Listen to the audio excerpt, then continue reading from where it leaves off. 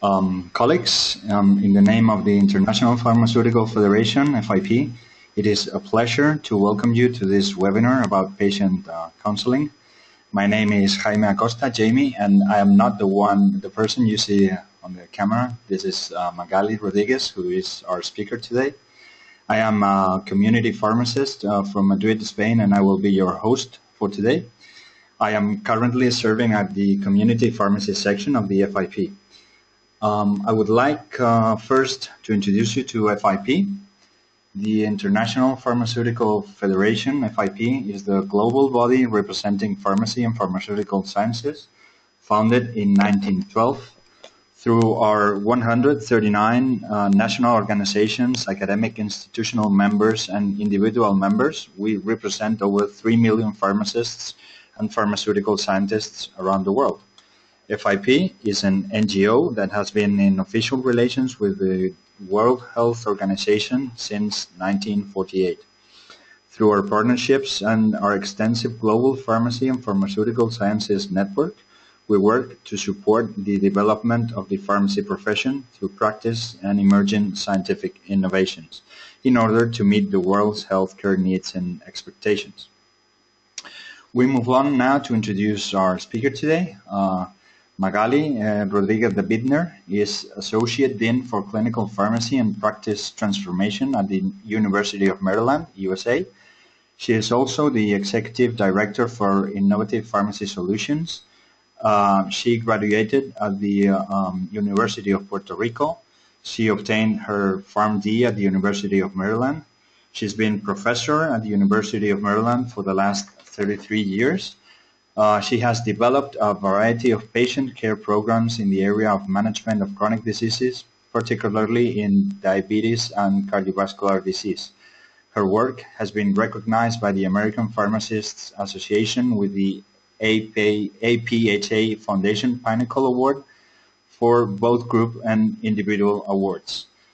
For her work in the Center for Pharmacy Solutions, she has received many contracts and grants in collaboration with many health systems, the Center for Disease Control, which is a governmental agency in the USA, and many private employers. Please, Magali, thank you for being with us today. I know you woke up very early in the USA. Thank you for that too. And you can begin your presentation, please. Yeah. Good morning here from Baltimore, Maryland. I know that it may be evening at night in many of your countries, but welcome to this webinar. And it's in fact a pleasure for me to be able to spend a couple minutes with you talking about a very important topic that is really a cornerstone of pharmacy practice, which is patient counseling. So for today, our learning objectives are going to be the following. We're going to discuss key concepts of patient counseling. We're going to emphasize a little bit this whole movement away from transferring information to really true patient counseling. We're going to describe various methods for counseling and how we can adapt that to meet the needs of our patients. And then we're going to talk a little bit about uniqueness of certain pharmacy settings, like community pharmacy and with, hospital pharmacy, and really use some examples to illustrate some of the key concepts that we're going to be talking about. Sorry, Magali, to interrupt. I forgot to say, I'm sorry for that there will be, of course, time for your questions at the end of the session. For your questions, please use the chat tool that is available, and please indicate your country of origin when submitting your questions. Sorry, Magali, for interruption. Not a problem. Yeah.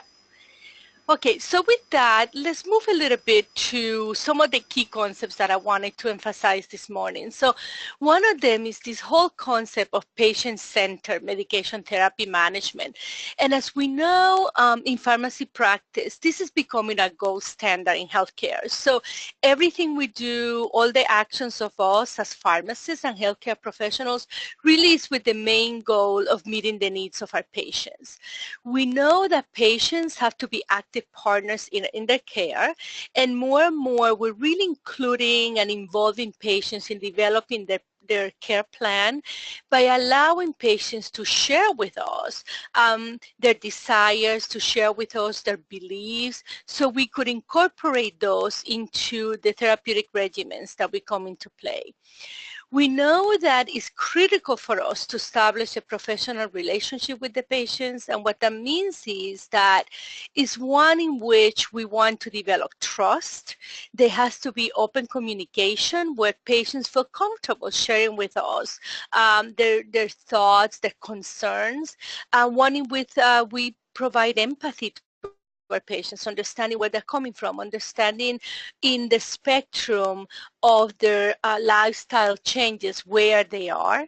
And it has to be one in which we do mutual decision making. So one in which, again, we respect the rights of our patients to not to accept our recommendations, but really to develop a relationship that is mutual decision making where patients are active participants. So with that, it is critical, again, that we adapt our care to meet the cultural needs of our patients. We know that in different parts of the world, we all bring with us our cultural beliefs, our cultural behaviors. And so it's important that we understand where our patients are coming from. What are the things that they believe or the things that they fear, and introduce that, incorporate that into our plan. With that, it's important that we remember that we're moving from what we call paternalism towards the patient autonomy. So again, in the past, we saw that the relationship between healthcare providers and patients was one in which you told the patient what to do, and the patient had to follow instructions and do what the healthcare provider wanted to do. Now we know that that in fact is not the right way to do it, but it's one in which there's dialogue. So it's not just us monologue transmitting information, but it's really the patient being able to have free exchange of ideas, free exchange of information. Again, respecting the right that the patient has for self-determination and for deciding not to follow a treatment plan, respecting the patient's integrity, making sure that, again, we involve them in our care plan, and that trust that we talked about in the prior slide, but that they have that trust with us. With that, I wanted to share with you an image that is from the document of FIP called Counseling, Concordance, and Communication. In this particular publication and in this document, the whole issue of self-management, empowerment, and concordance is very well articulated. And really what it says is the following, that our goal with patient counseling, our goal when we're communicating information about medications with the patient is one in which we want to make sure we provide the patients with the knowledge, the skills, and the attitude to self-manage their disease. So that means that we're giving them the information, we're giving them the tools, and we want to empower them to really take charge of their disease, to take charge of managing their condition, and that there's concordance in terms of the treatment that we provide.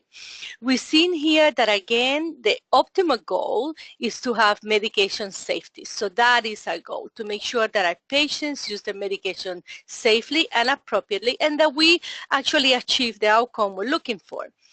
This communication with the patient and this patient information could be done in a variety of ways. And we're going to talk a little bit more about the electronic a little bit later, but it could be verbal communication, so it could be face-to-face. It could be when we are either at the pharmacy or even in a hospital or in an outpatient clinic, providing this verbal face-to-face education. It could be information that is provided in writing. So we could provide a pamphlet, we could provide some information that the patient will read. It could be a treatment plan that is in writing. But we also know that now more than ever, we have a lot of electronic tools that are going to be able to help us bring that information to the patient no matter where they are. Bring the information to the patient using chats or using email or using text messages. So there's a lot of new tools now that we could utilize that doesn't require a patient to actually come physically to a place to talk to us.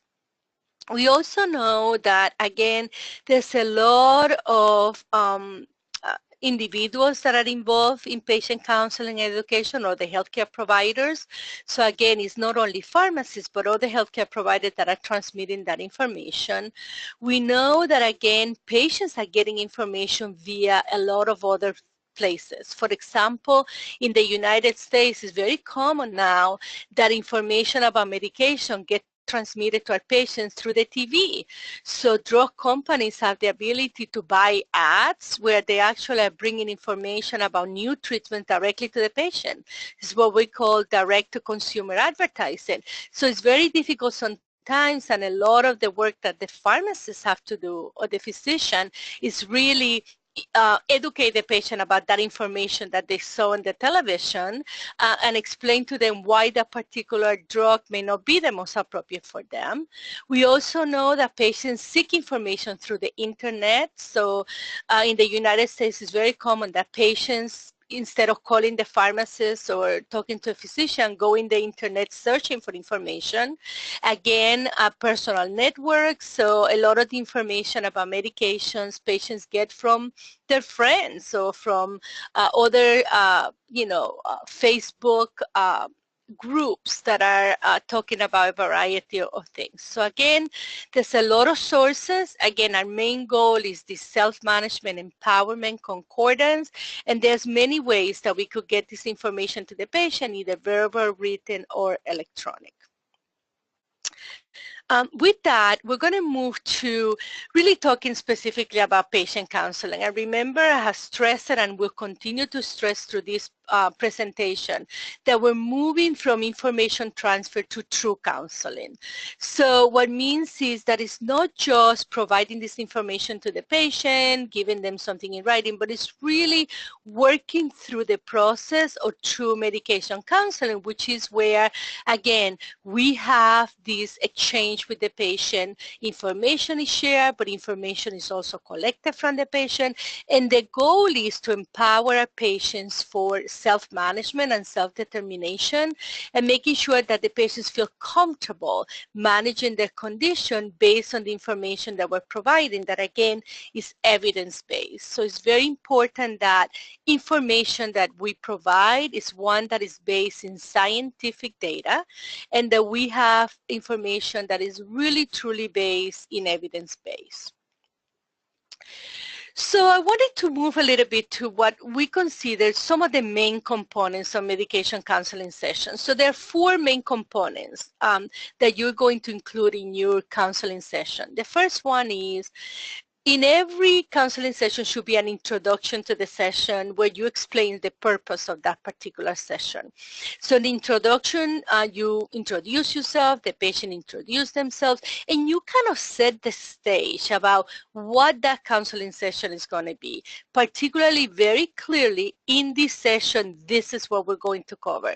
The purpose of this session is for you to learn how to use your glucometer. So at the end of the session, you should be able to go home and feel very comfortable using this particular device.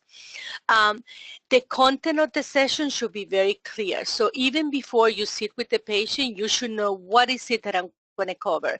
It could be useful in many instances to create an outline. So you may have an outline where you have, okay, this is what I want to cover in this session. This is the important points that I want to convey. So in that way, there's organization and you don't miss anything during the session. Then you have to think about what is the process I'm going to use. What are the communication techniques that I'm going to use specifically based on the needs of this patient. So if it is an elderly patient that has difficulty with vision or hearing, what techniques I'm going to use to make sure that the important information that I want to transmit is actually transmitted properly and that at the end of the session I achieve my goal and that the patient has the information for self-management. And then in every counseling session should be what we call a summary or a conclusion of the session.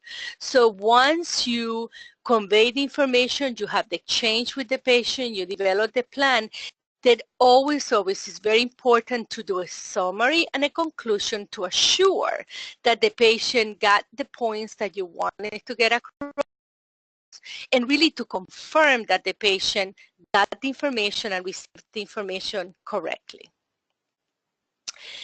So with that, there's a list of stuff in here that I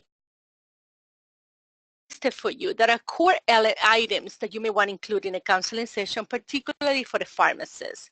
So things, for example, like introduction, the purpose that we talked about, review of patient records prior to counseling. This is important. Sometimes it's good to do some preparation prior to the counseling when you review the patient record to learn about the patient, get a better idea what's going on and what the history has been for that particular patient. Then in the session and even prior to the session, you obtain some information. So you obtain information from the patient. What is the active medications they're using? Any allergies, food and drug interaction? Are they using any over-the-counter, herbals? Are they have any alcohol use that may interact with the medication? Any other medical conditions? It's really critical to address the cultural beliefs, the reason, the purpose for the therapy, assessing actual and potential related problems that you will identify either prior to the session or during the session, and again providing that patient education to really prepare the patients to deal with potential drug-related problems that they may have, or in many cases we also do a lot of counseling sessions for using a device. So again, this is some of the stuff you may want to include as you're doing this medication counseling. So it's not only the regimen that the patient is using, but one of the things I really always like to emphasize to the patients is what to expect from the treatment, what are the most common side effects, and what should they do if those occurs. What is your plan of action? So if you're taking this medication and you experience this adverse event, this is what I want you to do. This is when you should call the pharmacist or the physician. This is when you should go to the emergency room because it's a side effect that needs immediate attention. So this is really important because some of the patients get confused, they develop some adverse events, and some of them either end up in the emergency room when they shouldn't go because it's not a life-threatening, or sometimes they dismiss the symptoms, and when they come to see you, it's a little bit too late. So it's really important to emphasize adverse events, precautions, making sure that we explain a storage recommendation and any other instructions that are important to remind the patient. Things like shake before use, or, space the medication, don't use, maybe milk or other milk products. So here again is for your information, just a listing of the stuff you may want to discuss during that session. Then, so we talked about there was the introduction, there was the content, there was the techniques you were going to use, and then is the conclusion of the session. And again, I think this is one area that many times gets dismissed and we don't think about. So we're very eager to do the session, we start doing the session, but we forget that it's really as critical as the introduction and the purpose is as critical the conclusion of the session. Because it's very important to summarize the key points that you want the patient to live with, the key points that you want them to remember, and it's very important that you verify patient understanding. And we have a variety of techniques that we could use to do that. One of them is teach back. And this means that you ask the patient, you said, okay, I have taught you how to use the inhaler. Could you please show me, a show and tell or a teach back? Show me how you're going to use that particular device. You may tell them about using the medication. So you may say at the end, could you please tell me or show me how you're going to use that particular medication, to make sure that you confirm that you get the patient to recall information that is critical.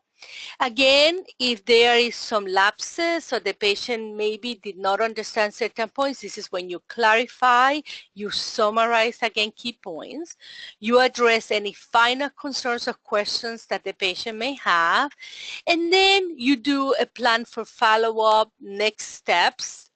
Again, telling the patient, okay, I'm going to see you back in 6 months, or I'm going to call you. Whatever it is that next steps is really critical, and evaluating if the patient needs refills, or what is going to be the next thing after this treatment plan that you have developed. So we talked about the counseling session, we talked about the components. Now I wanted to move a little bit to some important issues related to communication. As we said, effective communication is critical when we're doing medication counseling, because we want to assure that, again, the patient gets the information in the most effective way, and that communications is adapted to the learning styles of the patient. We know that there are patients that may learn better by show and tell. Some patients are visual. Some patients may learn better by reading a pamphlet, by having some written information. So again, as we're developing this communication style, it's very important to assess, particularly in the United States and probably many of your countries, we do have patients that speak a variety of languages. So asking the patients, what is their language preference? How will they like this medication education session to go? Using appropriate counseling techniques. We already kind of mentioned that. You know, again, it may be videos. Don't forget that there is a lot of resources out there, a lot of videos, things like YouTube. In the United States, there's a lot of videos showing patients how to use devices, showing patients mechanism of action of medications. So again, use some tools and some resources that are already there. Again, showing that empathetic response and understanding, not being judgmental, allowing the patient to feel comfortable sharing with you how they feel about a particular treatment plan, showing to you maybe their fear for an injection, and again, how you may work with them to overcome that.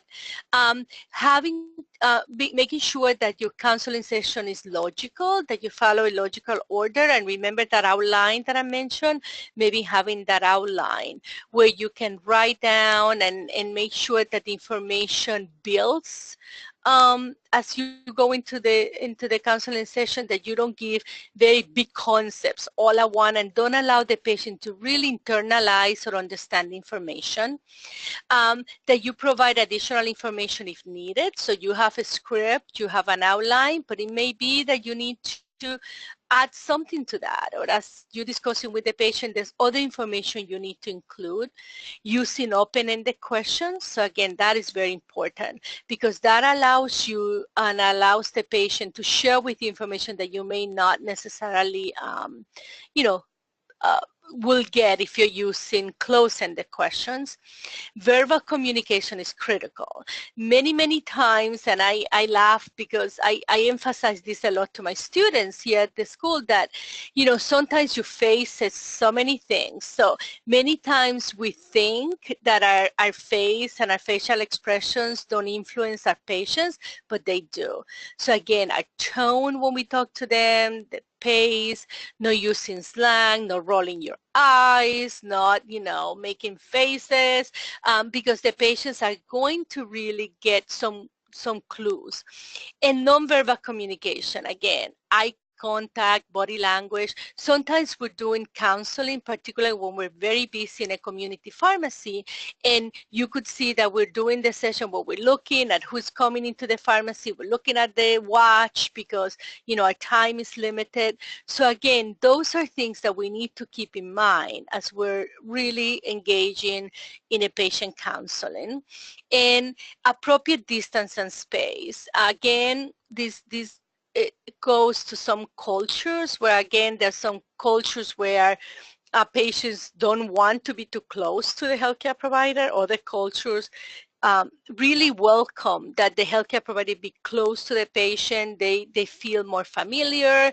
They feel that particular healthcare provider cares more about them. So again, these are some critical things for you to think about as you're developing your communication style and really working with the patients. There's also what we call these drama techniques that I wanted to share with you for you to think about. And it's this whole concept that when we're doing medication counseling, it's really putting yourselves in the shoes of the patient. And this goes with empathy, thinking about how would I feel if I am the person that is receiving this information? How do I feel if I have to use insulin and inject myself? 2-3 times a day. So really developing that empathy. Learn to improvise and feel confidence in different situations. For example, it could be a patient that comes to you and is crying and really upset. How did you calm that patient down? It may be somebody that is really angry and very upset. So again, doing rehearsing and practicing, how would you react in different situations? Learn to understand, again, your own communication skills. Learn your comfort zone. How do you feel? Some of us are individuals that are, more shy, more private, so we may not feel as comfortable talking to patients or as comfortable as doing these sessions. So again, practicing and getting yourself in the routine and developing your own style. That is really important, that you develop the style that works for you. So this is not a recipe that says it has to be this way and this is the only way to do it, but it's really you incorporating your own style. Learning again that before you start the session, make sure you understand the pharmacotherapy concepts that you're going to do. So in that way, they're clear in your mind. You're able to articulate them in a more convincing way to the patient. Developing listening skills. And sometimes it's just things that the patient says that, again, you need to be attuned to that because they give you hints about what's going on that maybe they're not able to verbalize it, but you're watching the patient, their behavior, their attitude, and some of the things they're saying gives you some clues about what may be going on with that particular patient. And again, gaining feedback. So it's always good if you have another colleague in the pharmacy that again is present when you're doing the patient counseling, letting them give you feedback. What do you think? Did that work? Sometimes I ask the patients to give me feedback. At the end of the patient counseling, I said, could you tell me, was this useful? What can I do better? Is there anything that I should have done better to help you better understand this regimen? Again, it's all based in this concept that we started this presentation, which is patient-centered communication.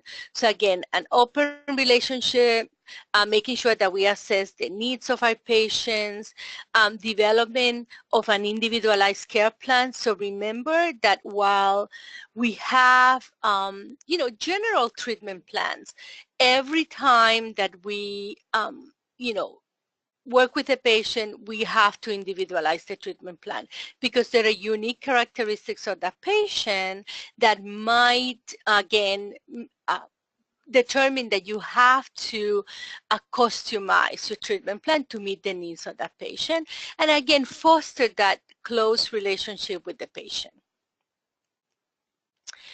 Now, what I wanted to do was move a little bit and talk more specifically about examples. So the first part, what we did is we talked a little bit about those core concepts.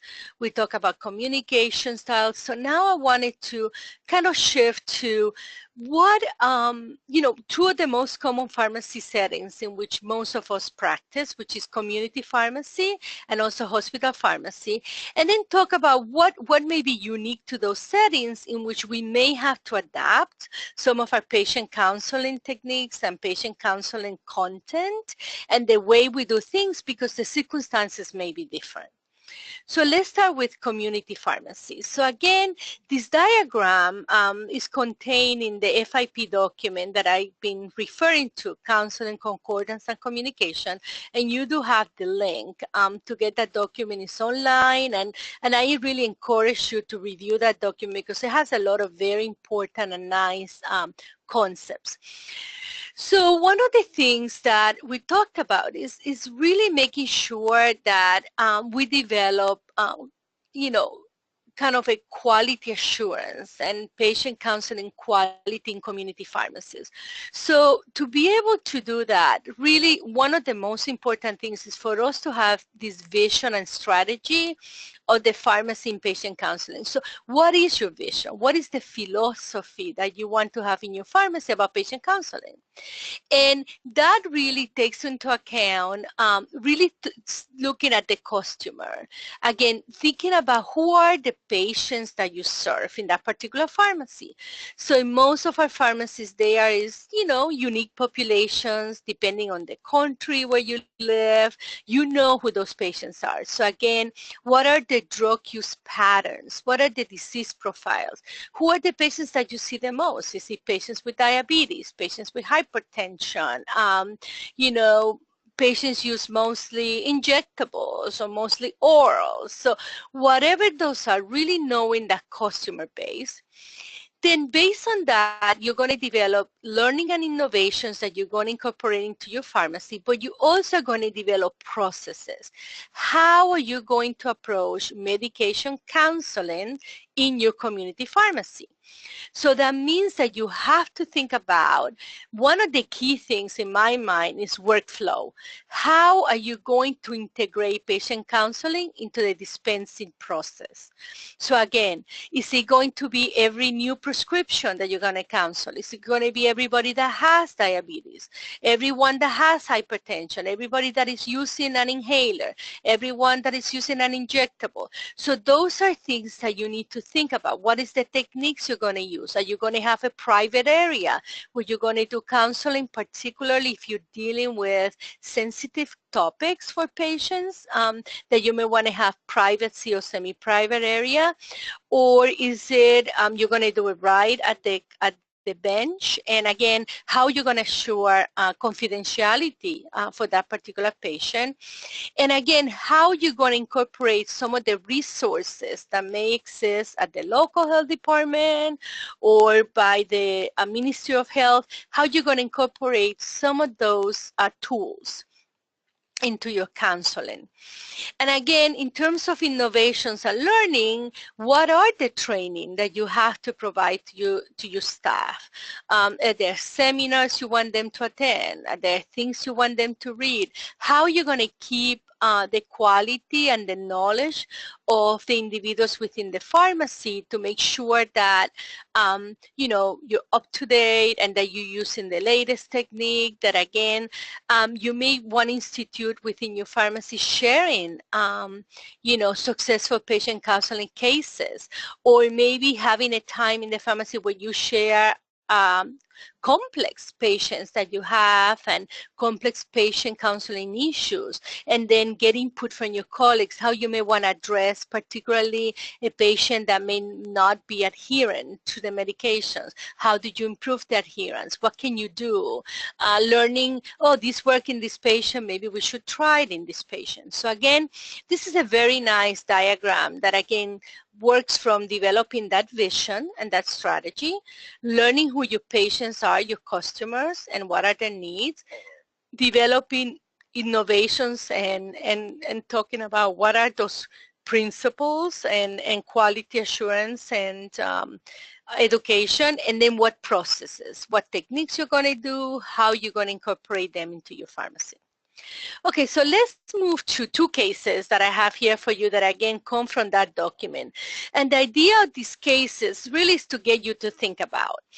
So think about, and these are things that very commonly we see in a community pharmacy. So the first one is, let's say patient comes in and they're picking up a sympathomimetic inhaler, and it's a new prescription. And maybe the change in the pharmacy goes like this. The pharmacy says, here's your medicine. As the patient, are you familiar with it?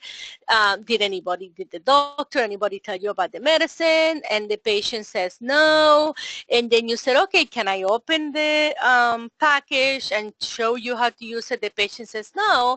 And maybe because of time constraints, you said to the patient, okay, you finish the transaction. So think about what a missed opportunity is in here for counseling. Most of you, I'm sure, would agree with me that somebody using an inhaler, you have to really show them how to use it.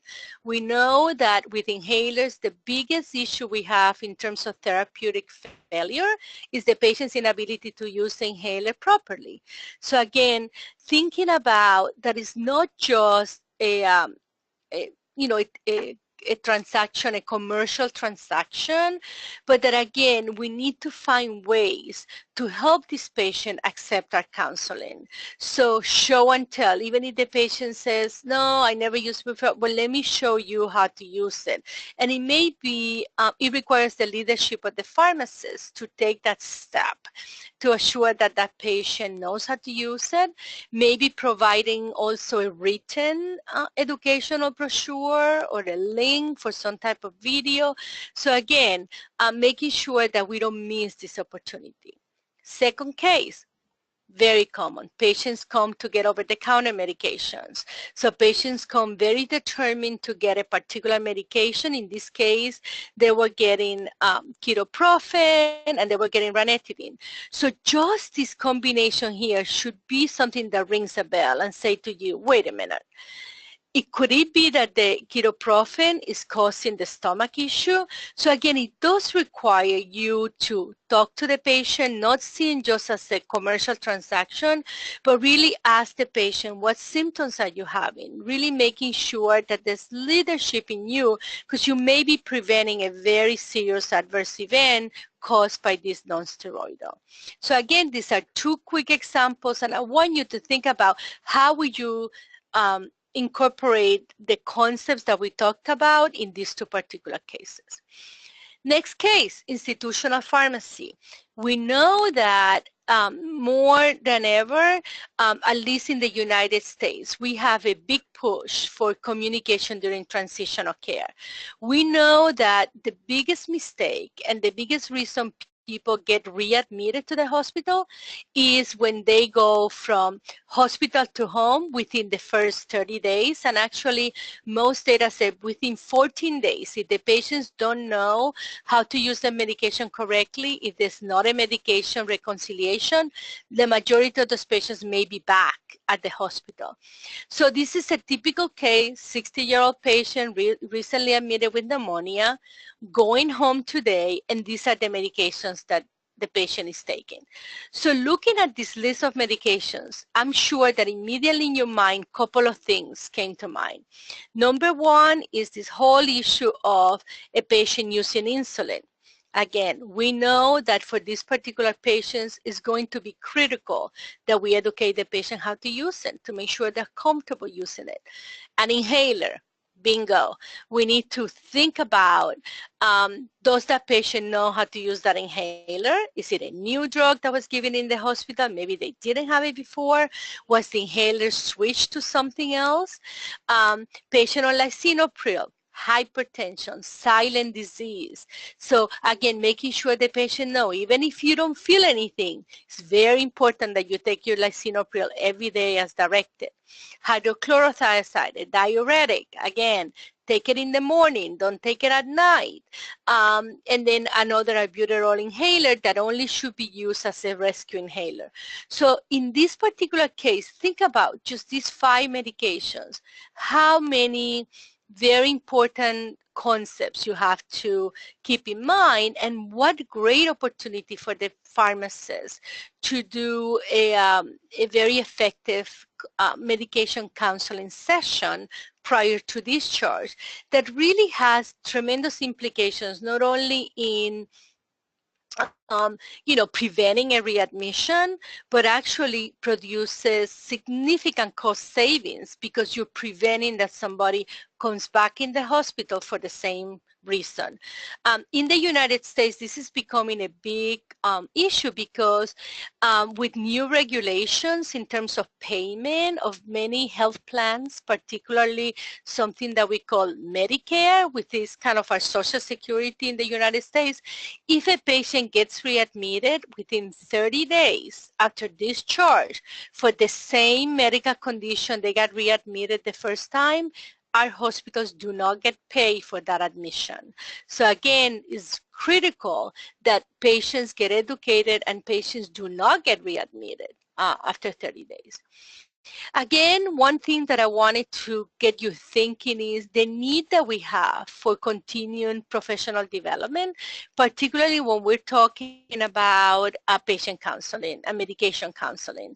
So this is something that, again, requires life learning attitude on your part to make sure that you keep yourself up to date with the latest concepts, that you learn about medication use behaviors, that you read the literature, the primary literature, that you learn about the new techniques, that again, you make training easily available to your staff, and that you train everybody in the pharmacy in the approaches and the most effective ways to communicate, and that you find what are the different resources that are available to you.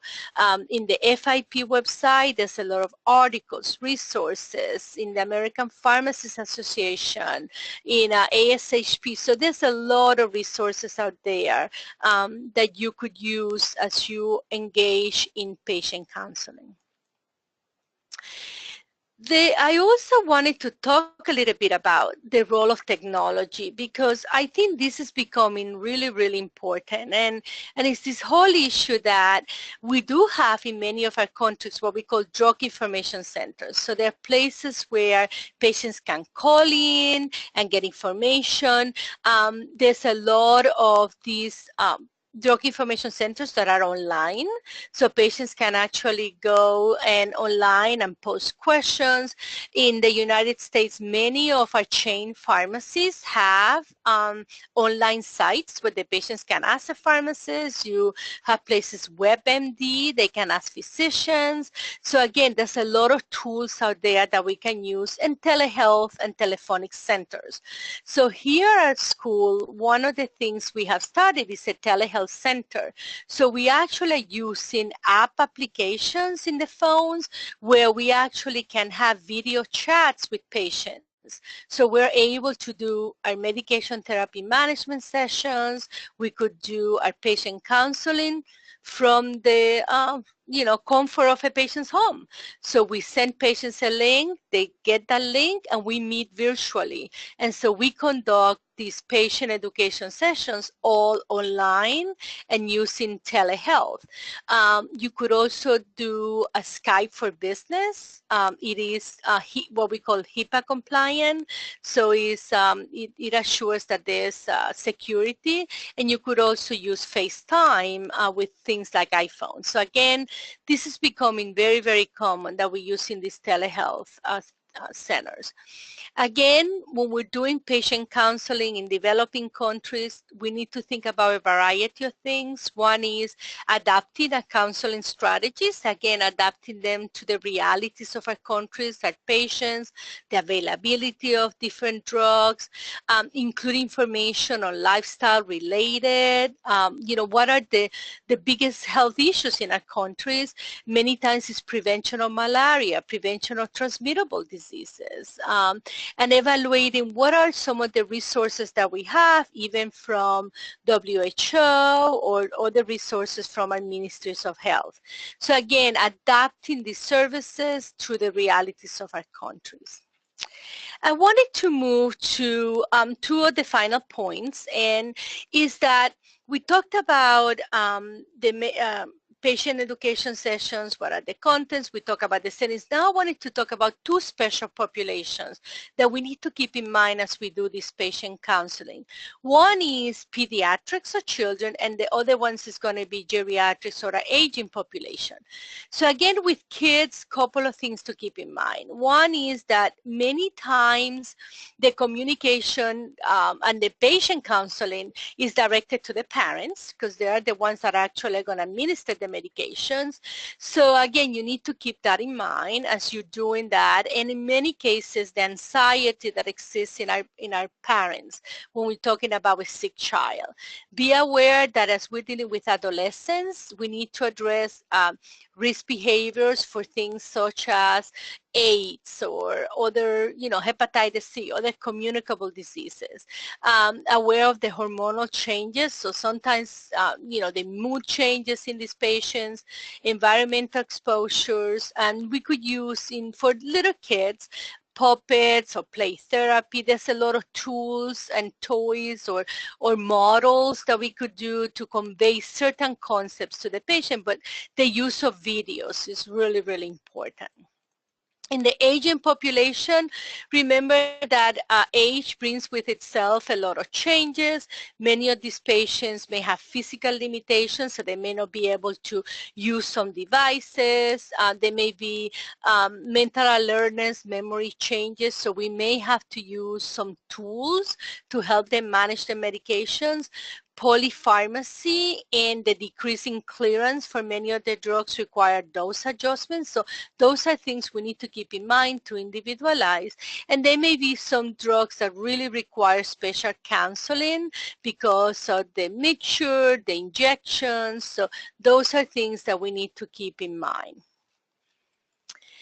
So with that, we have reached the conclusion of the webinar, and I wanted to do a quick summary of some of the concepts that we talked about. So the first one was, again, that patient counseling, we're moving from transmission of information to a true exchange of information with the patient, with the patient-centered approach. Patient, we individualize it, we hear the patient is an active participant. We talked about components of the counseling session, so making sure we have that in mind, some of the core elements that we need to include, what is the information that is really important for us to have, that we need to adapt our communication techniques and styles to the needs of the patient, communication techniques that we feel comfortable with, that there are uniqueness in our pharmacy settings. So again, how do we adapt patient counseling to the uniqueness of the settings that we have and the availability of resources that we may have, that again, we need to individualize based on the needs of pediatric and geriatric patients because they have unique needs. And again, that we need to commit ourselves as healthcare professionals for lifelong learning and professional development. So with that, I would like to conclude the webinar, and we're going to open it up for any questions that you may have. Thank you again for your attention. Thank you, Magali, for this excellent presentation. As Magali said, it is time for your questions. We already have quite a few. I will try to select the most relevant ones for the webinar, since sadly we might not have enough time for all of them. Many of them, Magali, refer to paternalism that you explained throughout all the webinar, but especially at the beginning. We have questions from South Africa, Malaysia, Egypt, and there's a specific, very practical question that might summarize it. The question is from Daniel Hassan from South Africa. Would you let a patient take a prescription based on her dosage regimen because of autonomy or cultural values at the expense of doctor or pharmacist descriptions? Yeah, so that's one that we struggle a lot as healthcare professionals, right? Because there's two things to really distinguish here. One is that as healthcare professionals, it is our duties, right, to make sure that we explain to patients the risk of the medications. And of course, if a patient is taking an overdose, if a patient is taking a dose that you know is going to harm them, I mean, it's really important that gets really stressed to the patient, and it's our duty to prevent that patients receive an adverse event. So I understand that there's certain times in which we need to be more forceful, and we really need to make sure that we document, that we inform the patient about the risk of taking those medications at a specific dose or taking a medication that may interact with others. So that is our professional duty. But the other side of the coin is that patient ultimately has the final decisions, right? You could give the information and the patient may say to us, yeah, I understand, I will not do that, but maybe behind what we say behind the scenes, they may still do it any way they want, and it's nothing we can do to prevent that.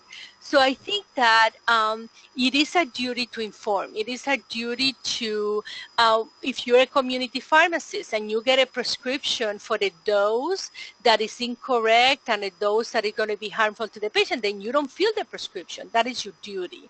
But sometimes there are recommendations that we give patients about things we want them to do that actually is the ultimate decision of the patient to do or not to do. For example, let me talk to you about a cultural issue. So we do know many of our patients here from Latin America are patients that really believe in injectables. They believe that injectables are the way to go because an injection in their country, they were used a lot for adherence issues to make sure that patients got the benefit they wanted.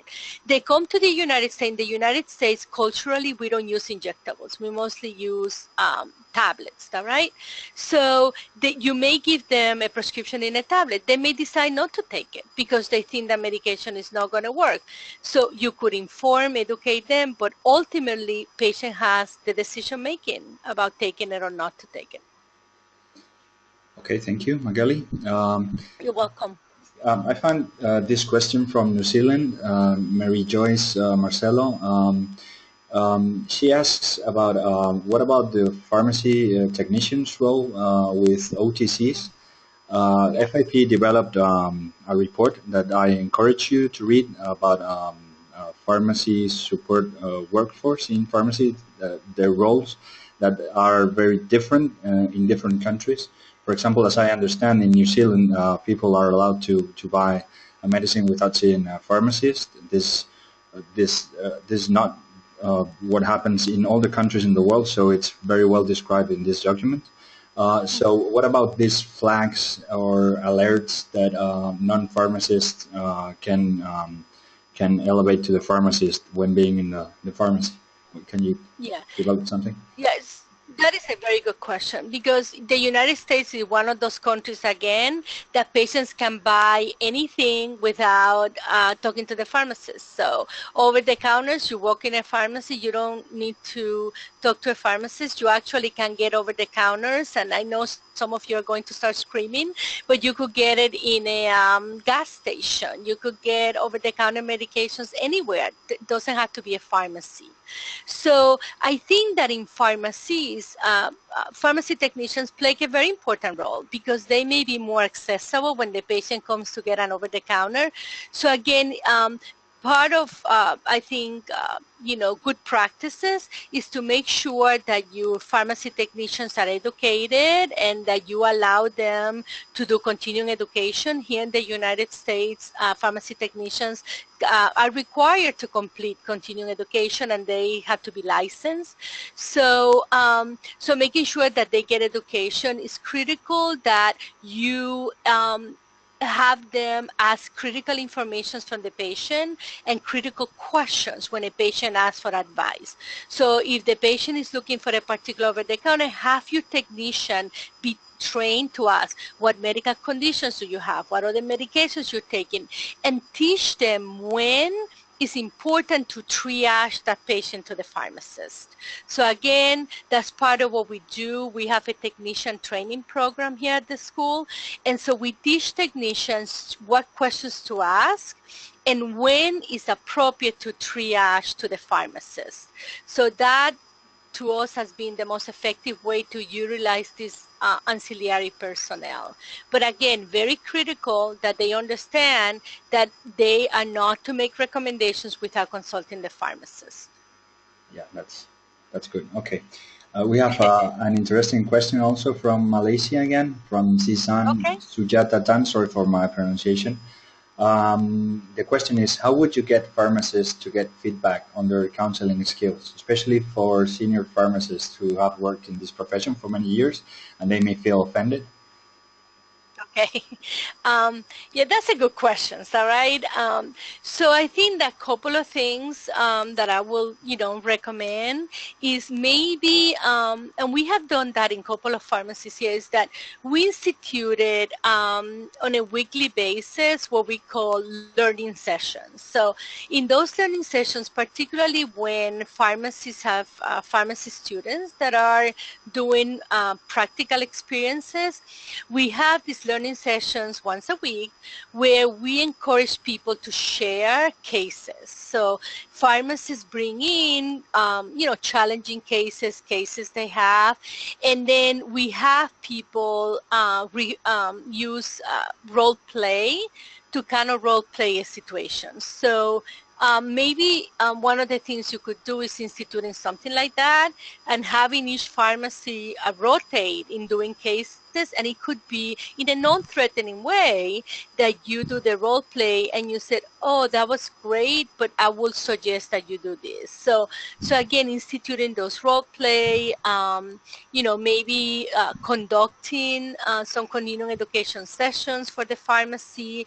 We also have seen that helps. I don't know, in many countries of the world, maybe pharmacists are not required to do continuing education. Here in the United States, you have to do continuing education to be able to renew your license as a pharmacist. So there are certain states where patient counseling, continuing education programs are required. So there are some states in the United States where you have to complete certain credits of continuing education in patient counseling to renew your license. Okay, thank you, Magali. We have a question from Stella Gakovic. She asks about how to combat health accurate or incorrect information that patients find on the internet. These patients come to the pharmacy with a certain health knowledge and very often wrong expectations. Thank you.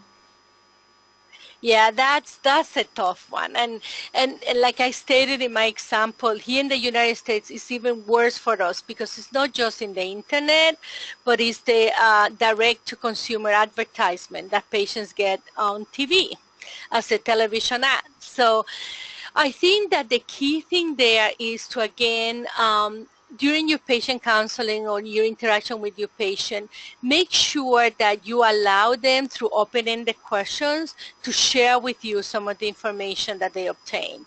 And just ask the patient, during the session, well, where did you get this information? What did you understand this medication is for? What information?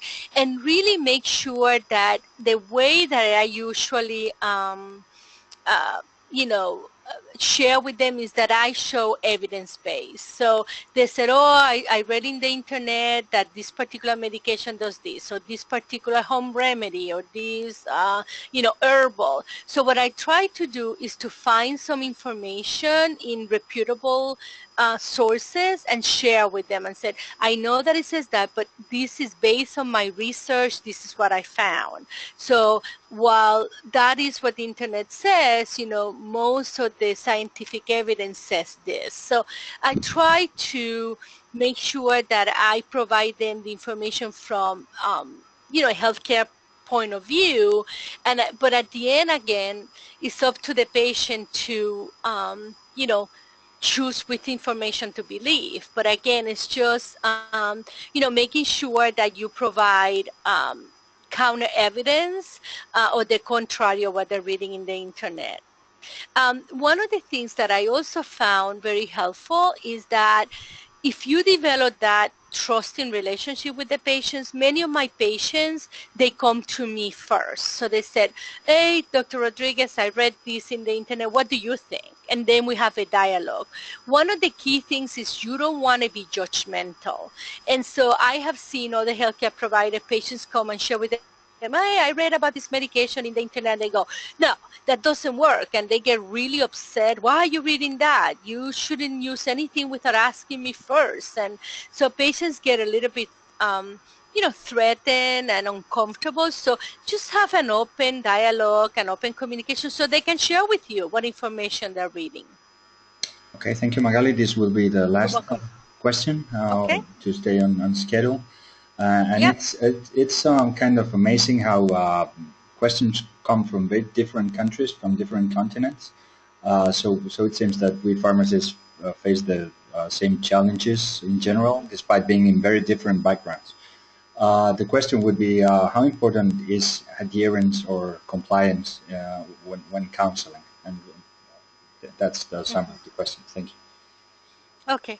So I guess it depends what you mean by adherence, all right? So again, one of the things that we want to make sure is that patients have a clear understanding of why they are using certain medications and the benefits of those drug therapies. So I think many times we spend a lot of time as pharmacists and healthcare providers making sure that patients know how to follow instructions, all right? And we said, okay, you're going to take this medication 1-3 times a day, and we want to make sure they take it every day, and they take it as prescribed, and they don't deviate, all right, for those instructions that we give.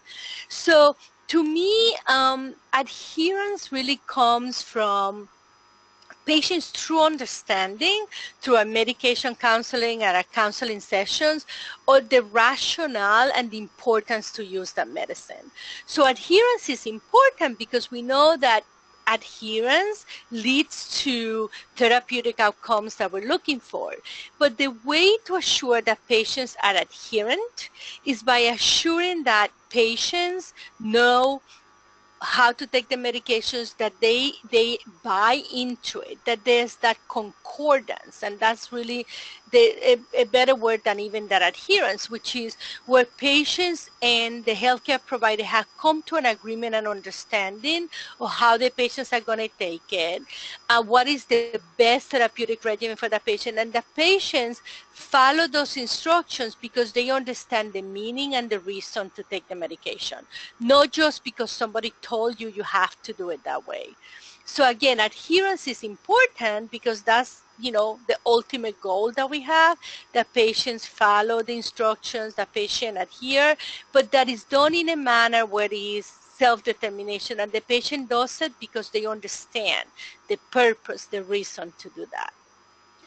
Okay, so thank you, Magali, again for this excellent You're welcome. presentation. Thank you all You're welcome. the attendants for your attendance and your questions.